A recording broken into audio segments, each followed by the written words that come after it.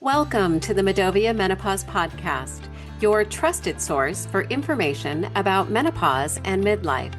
Join us each episode as we have great conversations with great people. Tune in and enjoy the show. Hi, everyone. Did you know Medovia has the first and only menopause-friendly accreditation program in the U.S.? Our program is the benchmark of excellence, backed by 5 years of experience working with hundreds of employers around the globe with our worldwide partners. You can join now with a 20% discount off your first year's membership in honor of perimenopause and World Menopause Months. Join before October 31st to receive your discount by visiting menopausefriendlyus.com. Welcome to our special 4-part webinar series in recognition of Menopause Awareness Month. We're proud to bring this important conversation to life through a partnership between Alloy Health, a leader in evidence-based menopause care and telehealth solutions, and Medovia, the U.S. workplace leader in menopause and midlife health. Throughout the series, we'll break down the myths, share the latest science, and highlight the real experiences of women navigating menopause, perimenopause, and beyond. Our goal is simple: to replace silence with knowledge, empower women to advocate for themselves, and give organizations the tools they need to build supportive cultures. Together, Alloy Health and Medovia are working to change the way menopause and, frankly, this stage of life is understood in healthcare, in the workplace, and in society. So thank you for joining us as we open the door to honest, informed, and hopeful conversations. Today, we are addressing Black women and menopause, and Medovia is joined by Dr. Kudzai Dombo. Dr. Dombo is a board-certified obstetrician-gynecologist and currently serves as the Director of Advocacy and Outreach and Prescribing Physician at Alloy. She combines deep clinical expertise and experience with a commitment to health equity, focusing especially on the midlife health of Black women. Welcome to the show, Dr. Dombo. Thank you so much, Kim. It's such a pleasure to be here today. Yeah, we're happy to have you. What drew you into this work? We talked a little bit about it before we started pushing record, but why are equity and representation in women's health, especially in midlife, important to you? Kim, that's a really great question. And I think it started by my own perimenopause journey that started about 2.5 years ago. And as I navigated through some of the symptoms, which weren't typical, but debilitating, I realized that I not only, number one, wasn't aware of what was going on in my body, but then number two, when I encountered the health system, I ended up in the emergency room for an episode of severe dry eye, where my vision was compromised. It was just painful, gritty. I was not able to work. So I had to take a week out of work. I couldn't type. I couldn't do anything. And I was diagnosed as having a condition called phytokeratosis, like in an emergency room, which was welder's disease, is what he said. And, of course, that leaves me in a panic of what does this mean for my career? End up seeing a female ophthalmologist who was in midlife herself. She was in her 50s, and she was able to tell me this is a severe form of dry eye. And this can occur, with chronic contact lens use, but specifically like in midlife, when you start to have hormonal changes, that are consistent with, menopause or perimenopause. These are some of the precipitating factors. And so it was such a relief to be able to hear that, number one, but also to be correctly diagnosed. And then also to have to navigate, okay, what is next for me? And I think the journey was fraught with, pre-auths, medications costing $700 a month. Like it was. And I thought to myself, if I'm having such trouble navigating this, and I'm in the health system. Yeah. What is the standard woman who is, not within the system, who has access to being able to meet with a doctor within a couple of days of an incident like this happening? What is their experience, number one? And then number two, as I continue to take care of women who were perimenopausal and menopausal, and I noticed that, okay, the tides are changing and how we are, the ability to really advocate for them. Like I started to see less and less Black women in the conversation and at different in the different rooms where we were talking about this and having these conversations. And I would start to wonder, okay, if I'm one of the two, in a room of 100, where are the other women, and not only that, but is this information getting to them? Because as I did more research, I understood that Black women are impacted differently, during this time. And I felt so, and I don't know if the word is inflamed, but, impassioned to be able to bring the conversation to women who, in different ways, right, to see how we can engage them in the conversation and help them look at their options, not just for symptoms, but for their long term, right? Their long term healthcare. Because as we'll go into, Black women were, higher risk for cardiovascular disease, higher risk for hypertension, diabetes, some of the more chronic diseases. And this information may not be known. And the way to a road to prevention is really treatment before, but also during that menopausal transition to reduce the risk. Yeah. I'm so glad that you have the fire in your belly, and you're doing something to change the narrative, and actually not change the narrative, but bring it forefront, right? Because it's a really important conversation. You mentioned that the menopause journey is different for Black women, and I'm wondering if you can unpack that a little bit for us and talk us through those unique health disparities that you see in your work. Yeah, absolutely. And I'm going to go and really discuss the research, the data, because I think it's important for me to be able to speak from information that has come from studies. So the SWAN study, which was started in the 1996, and it spanned about 2.5 decades. And what they did was they looked at women across the nation. So it stood for the study of women across the nation. And this was in all cities across the United States.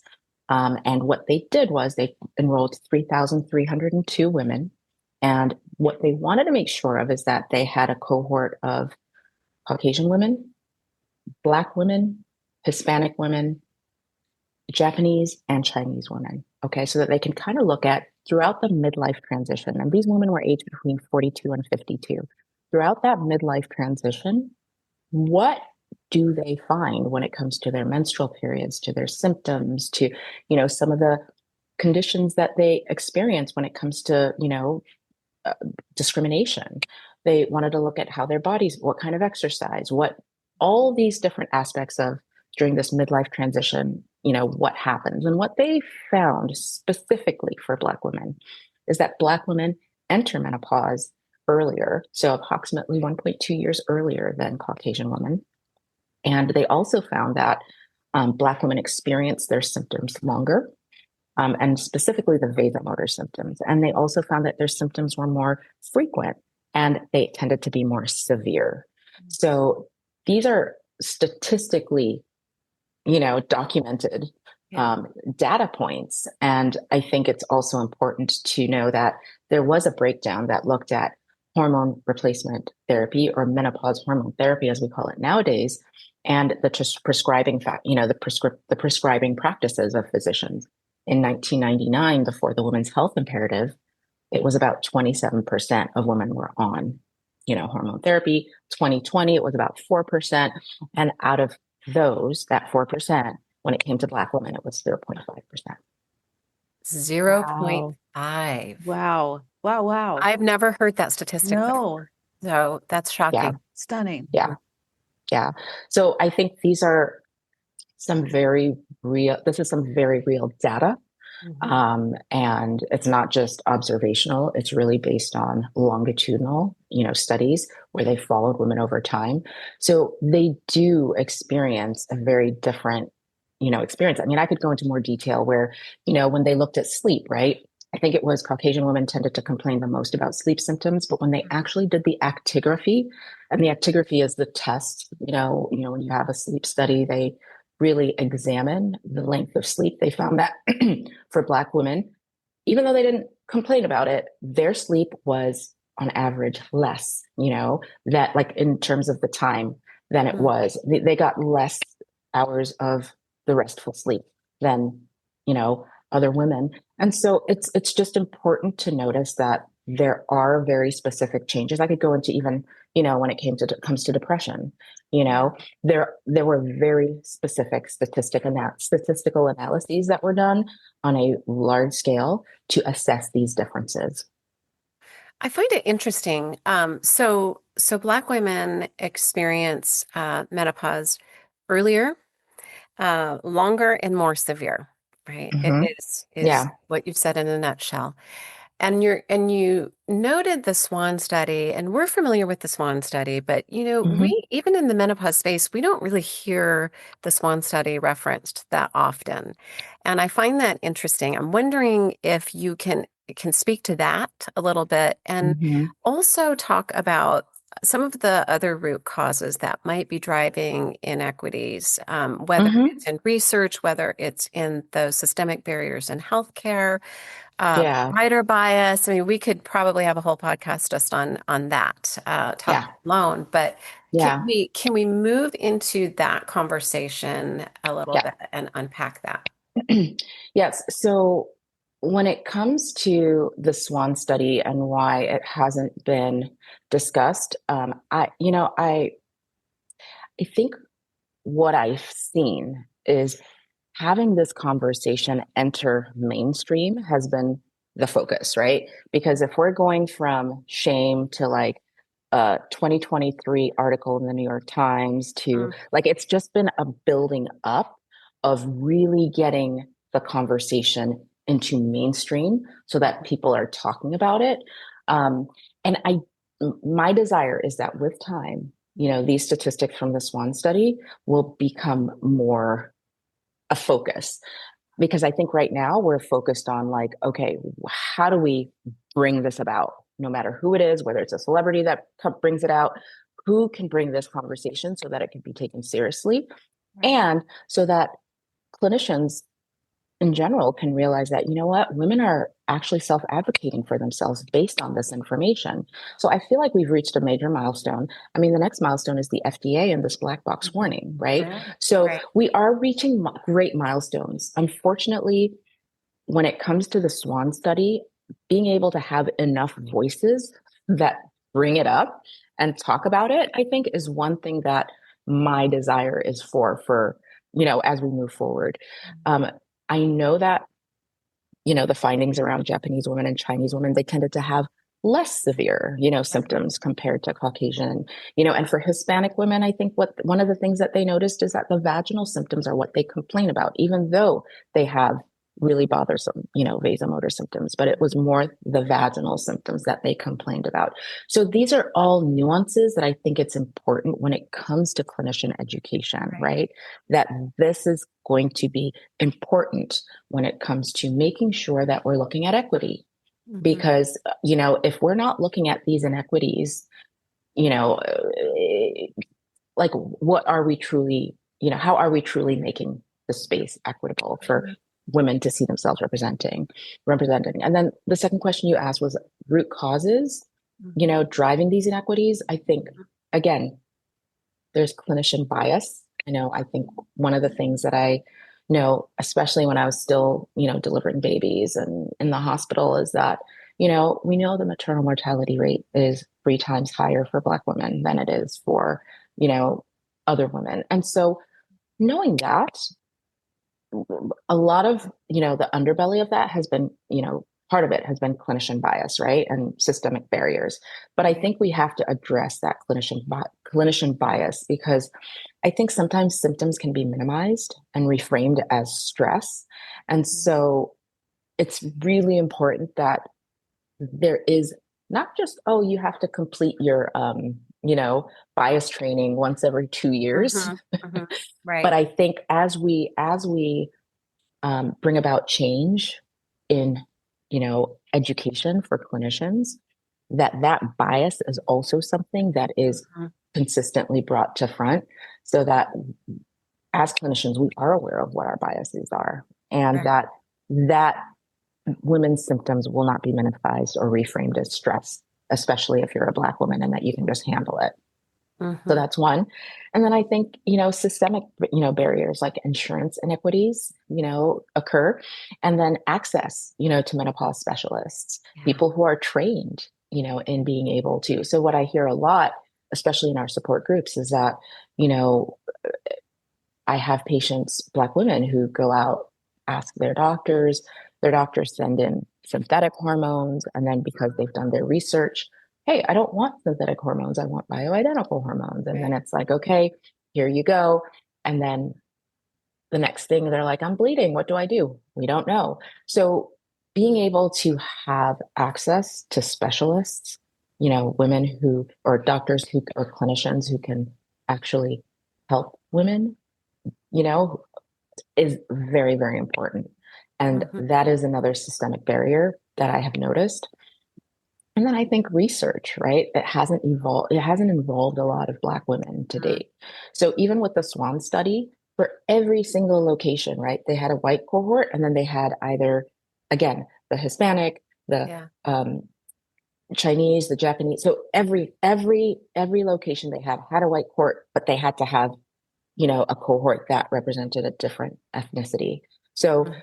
I think, and I'm just grateful for what the SWAN study has showed us and the information.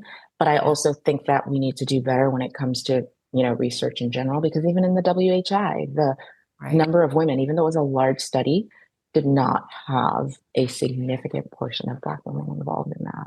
So I think that there's no data reflecting Black women's experience Mm-hmm. Yeah. besides SWAN. That's interesting to me. There's layers, right? There's not enough Mm-hmm. research for women in general, period. Let's note that. And then you add that additional layer on top of, right? So now we Yep. have, we don't have representation for Black women with the little research that we have for women in general. So it is an obstacle. And I think often about the insurance, the way that our healthcare is structured today and the inequities that it seems like we're not doing better. We're going the other direction right now. Yeah. Yeah. And I can see where that would be extremely challenging. Hopefully that is changing. I Yeah. know that there are, Alloy does a fantastic job in caring for women in menopause, but certainly not having access to certified menopause specialists, um, you know, is another barrier. Right. If you're being dismissed by your GP or, fill in the blank, whoever it is that you're seeing, Yeah. that Yeah. they don't know. I'll give them that maybe, right? We don't know because we know that they're we have a very limited number of physicians that are trained in menopause Yeah. adequately. So another layer, right? Yeah. Right. It's complicated. Yeah. And I think there's one last thing, April, the mistrust in the medical system that I Mm, see within, in general, like Black women, not all Black women, but I think there is this underlying fundamental, like, mistrust, and it's rooted in historical, things that have happened, historical harm. yeah. So overcoming that as well is a huge part of what is contributing to these inequities is really this mistrust. And how do we, you know outside of a community, how Yeah. do we really address this so that women can understand that, okay, we'll walk you through your process, to Right. getting what you are comfortable with as you go along with it. Because I really do believe, in hormone therapy for those who are candidates, in terms of reducing the risk for chronic disease. And even when we talk about longevity, Yeah. estrogen is a very, in general, more harmless than it is harmful. Yeah. And it obviously involves a very personalized approach so that patients can understand, okay, let's address that there is a little bit of mistrust, but let's educate you as well, as Mm, what the pros and cons of all the options are. Do you think Black women are suffering more That was my because of next that? question. It really, I have to ask that question because I'm truly curious. I don't know. I'm a Mm-hmm. white woman. Do you think that because there is that mistrust with the healthcare system, that Black women are suffering more? I do. And, or they're willing. I shouldn't say that, but Mm, there's a level of, okay, I'd rather just go this route versus this, I can navigate, suffering through. mhm. Um, because there is that level of, I'm not sure. I don't want to add anything into my body. And when you break it down for them and share with them that, especially with bioidentical hormone therapy, all I'm doing is replacing a little bit of what your ovaries aren't naturally producing anymore. That's all it is. Yeah. And it's almost like, like it's like wow, I've never heard of it like that. If that's all it is, Mhm. because explaining to them that this is bioidentical, this is similar in structure to what your ovary naturally produces, it really makes a difference for them to be willing even to take the first step, Yeah. versus it having this connotation that, oh, they're treating me with hormones and their side effects and all these different things that could happen to me. I feel like it really requires just breaking it down simply. Yeah. And Yeah. I can also imagine that if, you're hanging around with your group of friends and nobody's doing anything about this and is not informed, Mhm. then why would you go out on a limb to, do something that somebody that you don't even know or looks like you is doing, Mhm. and, we don't talk Yeah. about it and it's fine and I'll get through it. Because when I look around at, my peer group, we're all like talking about that this is an important thing, probably because this is what I Yeah. do all day This is what we long. do, That's right? what I do all day long. But I know that if I didn't see people like me Mhm. or no one was talking about it and everyone was just suffering to get through it, because that we've done that so many times with so many other things, that it would be a hard sort of mind to change. 100%. And I have a story for you because I had a very specific patient who found me on Instagram. I brought her into Alloy because I was like, look, we can't communicate on Instagram Yeah. about health Mhm. issues. Mhm. And so she came into, Alloy, and we went through absolutely everything. She had a group of friends and they were Buddhist, and she was Black, but she had her Buddhist group of friends, and they all had told her hormone. She had prescribed to what they prescribed through, and they basically were like anti-hormones. And Mhm. so it wasn't until she started to be like, okay, I'm starting to feel miserable, and I'm starting to see Oprah's talking about it. All these different people are talking about it. And so now I'm going to do my research. So she took time to do her research. While she was doing her research, she had her doctor start her on Veoza, which is a non-hormonal therapy. But then by the time she came to me, she DM'd me, brought her into Alloy. We did a full consult where we went through all her options, and she was ready. She was ready. And she said, I'm actually going to choose this for me because even though my friend group isn't there, I want to be able to plan for not only what I'm dealing with now, but also for my long-term health. And she Mhm. And it probably was told a victory. yeah, Yeah. for her. And she probably told her friends Yeah. There's a ripple and effect on the other opened up the side. Yeah. conversation, right? Yeah. Mhm. Oh, that's Yeah. good. Yeah.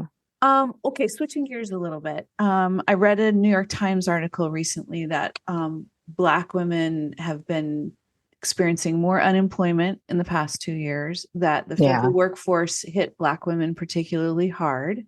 Yeah. How does menopause intersect with race and workplace inequities as it comes to menopause? Because I was Yeah. surprised by that. And I know that, the women that are probably being laid off in the federal workforce have worked there forever Mhm. and Yeah. are probably of menopause age. And so again, the workplace is being, in discrimination, in Yeah. unintentionally discriminating with women in the workplace. But can you talk about the sort of race and workplace inequities as it's related to menopause for Black women? Yeah. And so I think, just as you said, I think in general, Black women are already navigating these, either whether it's pay gaps, racial bias, they face an extra burden when it just comes to the workforce in general. But when you think about going through menopause, and I've seen this with my patients, their symptoms, they affect their concentration, their energy, their confidence. And when that starts to happen, you really need a level of workplace support, right? In whatever way that looks like.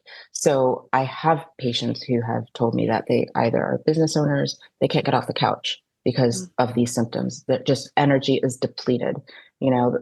They're running their own businesses and it's just like, I just don't have the energy to do it. I have other patients who, are responsible for $1 billion contracts, right? And they are unable to, like, they're in meetings and their confidence is affected because their memory is, they have issues with their memory, concentration, and they are really lacking confidence when it comes to, oh my gosh, what is it that I, need to do now? Because I really think that my boss is not going to fire me, but they're just thinking my work performance is poor and I'm going to be in trouble with, at my work evaluation. So I think when it comes to Black women in general and what we're seeing with these federal layoffs, so I can't control what's happening with the federal government because they're choosing to do or we can't control what's happening right now. But I do think that when you look at the workspace for Black women, they're even going to be more impacted because, if they're not getting the care for some of the symptoms that they're experiencing that are affecting their performance, right? Without that workplace support, you're going to have missed promotions. When it comes time for promoting somebody, if they're having issues with concentration, they're not going to really be on the top, tier for a promotion, reduced pay, and some of them cut back from their careers, right? And that's the sad part because, one of my greatest joys is being able to see some of these women, go from where they were, start hormones, and then they're just like, oh my gosh, I'm actually participating in meetings. And I feel, and I feel like better. I feel better. And, all that lack of confidence that comes with, your symptoms, it goes away. And, I see patients, I'm like, you're a different person. So I think looking at, Black women, again, 0.5% on hormone therapy, to be able to and a lot of Black women have more physically demanding, job positions. So this already sets them back to some degree, because 0.5% is a very low percentage of Black women who are on hormone therapy. And as we know, this can be something that's really helpful in just restoring the estradiol levels and getting you back to a better performance, whether it's mental clarity, and all the different things that can contribute to, reduced performance. So the access to healthcare is important. I'm hearing that over and over and over again here in this conversation so that they can get the support that they need. I'm wondering, as we think about employers and the workplace, because that's the space that we sit, right? I'm wondering what role employers can play in reducing those healthcare disparities. So, moving beyond, I don't want to say just healthcare benefits because it's extremely important to have those benefits to get the help that they need so that they can get back to the workforce and perform at that peak, right? With the confidence, feeling better.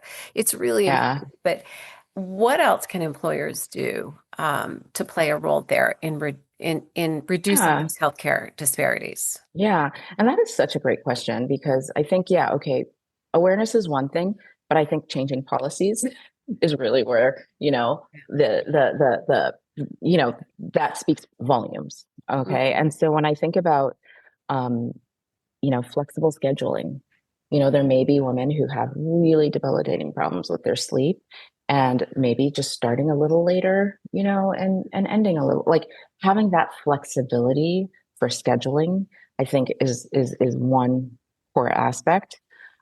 If you have to wear a uniform at work, having breathable material so that it's not something that's going to, you know, be worse off for you if you are having and experiencing the hot flashes, and sweats. Having material that's breathable, that's one way to look at it. I think, I look at temperature controls. Like, do patients do employees have the ability to regulate temperature within their spaces? And then I think, even looking at paid time off for doctor visits. Does that employer offer time for patients to actually, get the care that they need? Right. Because I think sometimes you're looking at, oh, I don't want to take the time off because I won't get paid for it. But then is there that time paid off available? And then I think, insurance covering, menopause care so that women can go over all their options and know what their options are. And then I think it's important to know that, okay, if one course of treatment isn't working, let's move on to another so that, women don't feel like they're stuck in okay, I used my one benefit or one whatever that I get. Like, but that is something that's available, consistently so that, I think what I found is that validation and options are something that women, like, even just getting that, it's like a huge weight off their shoulders and they feel like more empowered in this journey. So it's not just okay, you had your appointment, here's your treatment, goodbye. Right. They need that. And then training managers, because I think sometimes managers, okay, you can, but what are you training them to be looking for, in some of the women, because I think what tends to happen is if a manager isn't aware of what the lived experience is of, the employees, it's really hard for the manager to be able to identify and ask more questions. Yeah. When they see something, within a patient like concentration, they're not like the assumption can always be, oh, not working hard enough, not, and so I think it would be nice to be able to train or like it would be imperative. I shouldn't say nice, imperative, for managers to be trained to be able to identify. Those are great. Those are all the answers that we usually talk about on why supporting women in the menopause space is important. I want to go back to something you just said a few minutes ago about, start trying something and then sometimes you got to tweak it. You got to experiment and you got to get curious about what's working for you. And I don't know my experience is that women are not good at that. I take the prescription and I just deal. And I would imagine that you probably have to talk to your patients. And I don't know if this is a Black woman issue or not, but really figuring out what works for you might take a minute. Mm-hmm. And it takes some time to figure it out. And you might have to experiment a little bit to feel really good. But feeling good is just so important, especially at the stage of life where we're sandwiched between taking care of our children and our parents and, our careers and all those kinds of things. To feel crappy in the middle of that is not helpful at all. Can you speak to that a little bit? Yeah, no, I completely understand what you're saying about feeling good.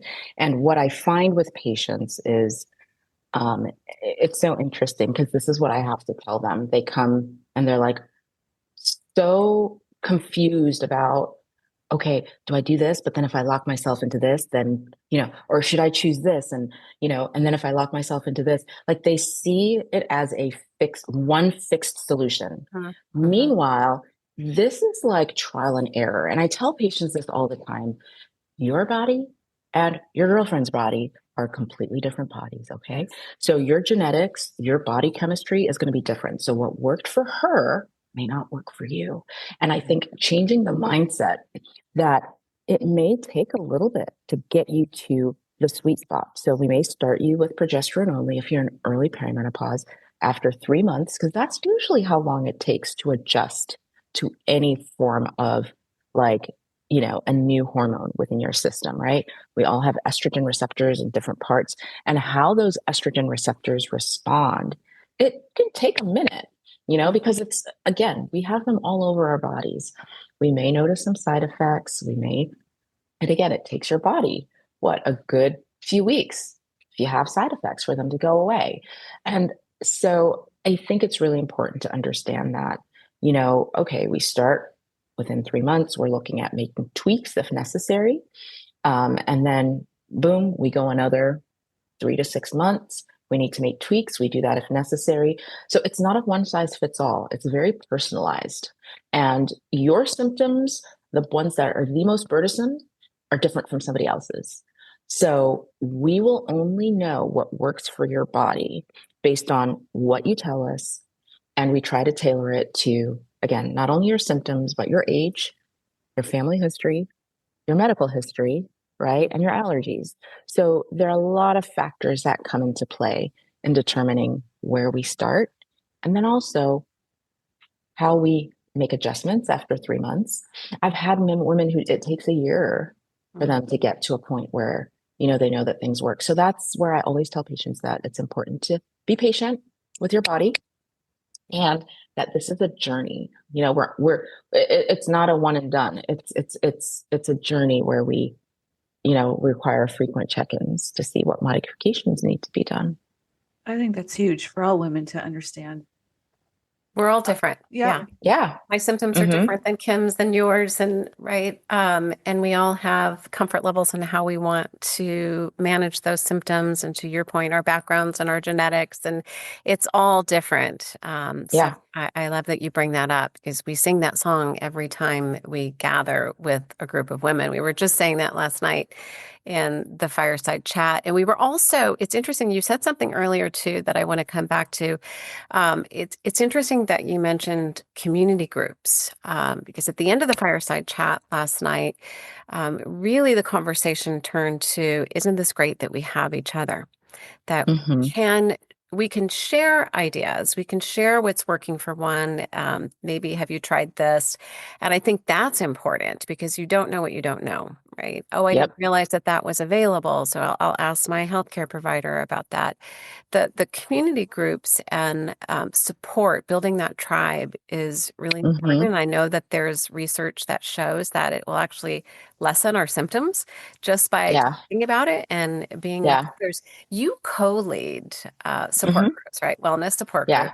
And I'm wondering what you're hearing directly from the women in your support groups. And I'm also wondering how that can help fill gaps with the traditional healthcare systems. Yeah. I mean, they're powerful. They're so powerful. We get, Black women from, different parts of the country. And the one thing that I know is that I hear women share about, I thought it was just me. Right. Always. I thought it was just me. And then I also see, how to learn self-advocacy, right? So one woman who may be further along in her journey, and then somebody else who's just starting in her journey, they are actually be like, wow, I never thought to ask my doctor that.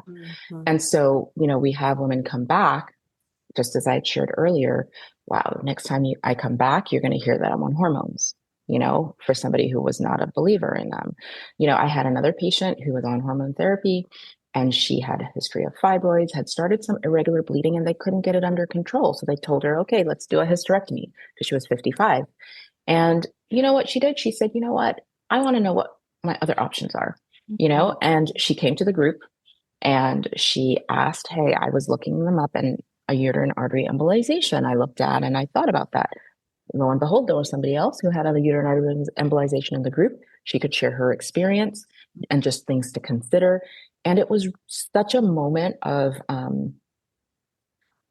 like integrative support and her feeling good about being able to go back to her doctor and share why she wanted this, more empowered. And so I think, learning that self-advocacy is something that I see in the groups. And then I think it's like, just, of course, group validation, shared solutions. Women come back and say, okay, well, this worked for me, or I tried this, sugar that's non-glycemic, or, it's more expensive, but this is what really helped me get, my Blood sugar control improved when I chose to adjust my nutrition. And so there's this sense of sisterhood. It's like, I'm looking out for you, you're looking out for me. I want to help you understand what worked for me with my skin symptoms. Like, I use this brand, I use that brand, and it helped me. Again, I'm just sharing knowledge that I've gained. And I think that, really fills the gaps that the traditional healthcare system leaves open. And they feel like, okay, yes, I may not have had a long conversation with my clinician, but I came to this hour support group and I felt like, wow, this answered my question, because I could tell her what a uterine artery embolization exactly was, right. Explain it, how it's done, what some of the side effects may be, and I'm not sharing this with them as their doctor, but just as a source, of, medical information that they may not necessarily get within that short visit with their doctors. And then they have that information and they can then take that to their healthcare provider, right? Yeah. Yep. Yeah. So it works both ways. I love that. Before we move on, I want to can you please tell us how our listeners can be a part of those community groups? Yeah. So Alloy at www.alloy.com, we actually have I'm going to send this to you. We have Eventbrites, and we actually send them out and as long as you're on the email list, we can actually send you one. You can register. And then as long as you're on the email list, you'll get them, every time they go out. And that way you'll know when they are at least a week before. And we do them twice a month. So that allows women who aren't able to attend every month, but we have women who come every single time. We have like a crew of women who are who are like, these are my people now. And it feels good to be a part of a community that you're familiar with. We all want that, right? Yeah. I want to feel connected. And I also have younger perimenopausal women, like in their early 40s, who actually come and they say, I am so glad I am getting to hear this, see this, learn this, so that when my symptoms get worse, it's just good to see women who look like me, who I can actually be like, wow, I know what to expect. That's fantastic. Dr. Dombo, we could talk for another couple hours. Really appreciate your knowledge, experience, your what did you call it? Fire in your belly. April. Fire in your belly. Yeah, I just love that. But if you could leave our listeners with one key takeaway, what would you want to leave them with? I would say, don't normalize suffering. I did that, and I ended up with debilitating symptoms where I actually started to cut down on my shifts at work because I was doing 24-hour shifts. But don't normalize suffering, because I think it's very easy to say, oh my gosh, I'm getting older, because I'm turning 52. And I was like, okay, this is maybe just what happens as I get older, and I normalized it to the point where I was, in emergency room, but I just didn't know what was going on. So that is one thing that I would say: do not normalize suffering. And then I would also say, if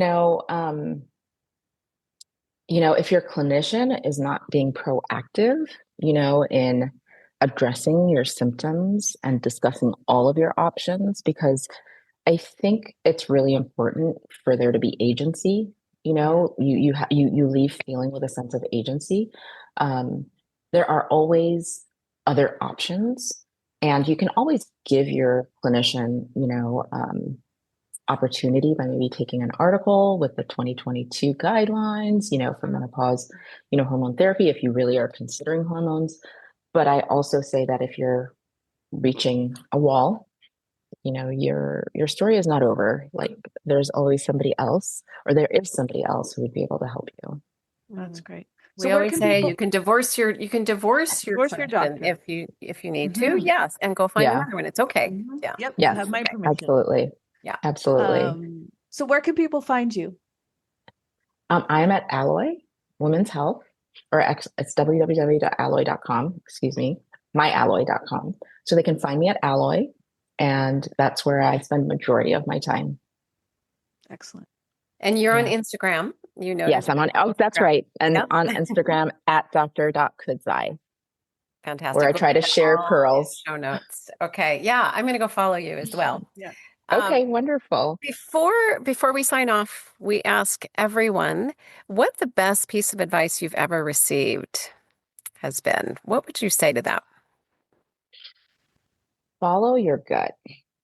Follow your internal, like that internal voice about what you may experience or feel, and know that one door that may appear to be closed, there's another door open somewhere else. Mm-hmm. So I do that for patients, for other clinicians, for myself. I think it's really like we have wisdom within us, and we know.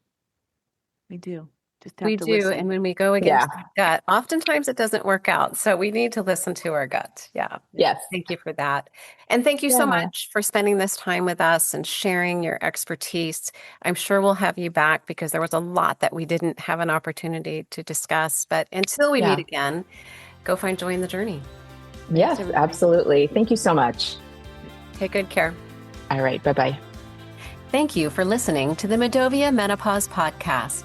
If you enjoyed today's show, please give it a thumbs up, subscribe for future episodes, leave a review, and share this episode with a friend. Medovia is out to change the narrative. Learn more at medovia.com. That's MIDOVIA.com.